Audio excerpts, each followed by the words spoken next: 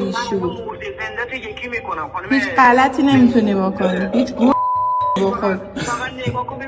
دوستان سلام، همونطور که دیدین یه تلفن خیلی غیر عادی داشتم که مدعی بودش که از طرف برنامه رادیویی. اسم برنامه رو پرسیدم، گفت و بعد برگشت گفت از طرف آقای اخوان میخوایم هدیه بدیم به مناسبت نمیدونم چیه. همراه اول تلفن شما به صورت رندوم برنده 40 میلیون وجه نقد شده. اگر آمادگی شده این همین الان برین روی آنتن و صحبت کنید. اگر به این روی آنتن یه ربع سکه هم میگیرید و نمیدونم ازتون تقدیرم میشه. بعد گفتم که خب من الان به شما نمیتونم اعتماد کنم. گفتم تا چند دقیقه دیگه شما وصل میشین، صدای خودتون از گیرنده میتونین بشنوین فلان این حرفا، یعنی چی نمیتونم اعتماد کنم. گفتم خب حالا بفرمایید چیکار کنم و اینا.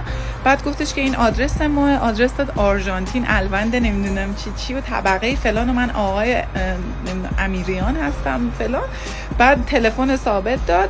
بعد گفت اگه اعتماد نداری اینا رو بنویس حضوری بیا بگیر. بعد من قطع کردم همون لحظه که یه ذره فکر کنم. تلفن ثابتی که یادداشت کرده بودم گفته بود و گرفتم، دیدم واقعا تلفن رادیو. بعد اونجا یه مقدار مثلا اعتماد کردم، گفتم خب این تلفن ثابت درسته دیگه، آدرسی هم که دو آرژانتین و اینا. بعد دوباره اومد پشت خط خانم شما وقت ما رو دارین میگیرین، یعنی چی، چرا اعتماد نمیکنین؟ الان همکارای من اینجا منتظر شما و این حرفا.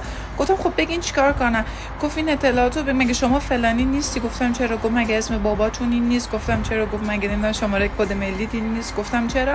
بعد گفتش که الان من برای اینکه به شما ثابت بشه از طرف ارگان دولتی هم از درگاه نمیدونم پیشخوان دولت بدی اس ام اس میاد. بعد اس ام اس اومد. بعد من گفتم خب حالا بعد چیکار کنم؟ گفت شما سی وی وی 2 کارت تو به ما بگو، تاریخ انقضای کارتی هم که مثلا حسابداری بگو اینا. گفتم آقا بی خیال، من نمیتونم به شما اعتماد کنم. گفت همین الان مگه از بانک فلان برای شما اس ام اس نیومد؟ بعد دیدم از بانک داره اس ام اس میاد. حالا بعد دیدم یه خریدی رو از اون بانک زده. اونجا بود که دیگه 90% مطمئن شدم که اینا کلاهبردارن. و بعد برگشتم گفتم این که خریده چه ربطی داره؟ گفت خانم محترم چرا شما دارین وقت ما رو میگیری؟ همین الان 10 میلیون به کارتتون اومد، اس ام استون رو ببینید. ما 10 زدیم که شما اعتماد کنید، آبروی ما رو آنتن رفت و فلان و این حرفا، اصلا نمیخواد شما بگیری. بعد من نگاه کردم دیدم یه دونه مثبت 10 میلیون به حسابم اومد از طرف همون بانکی که این داشت در موردش حرف میزد. بعد یه لحظه هنگ کردم، گفتم ای واقعا 10 تومن اومد به حسابم. بعد اصلا دیگه گیج بودم که قضیه چیه و اینا. بقیه ماجرا رو میتونید تو فیلم ببینید. به ذهنمون رسید فیلم گرفتیم. حالا قضیه چی بود؟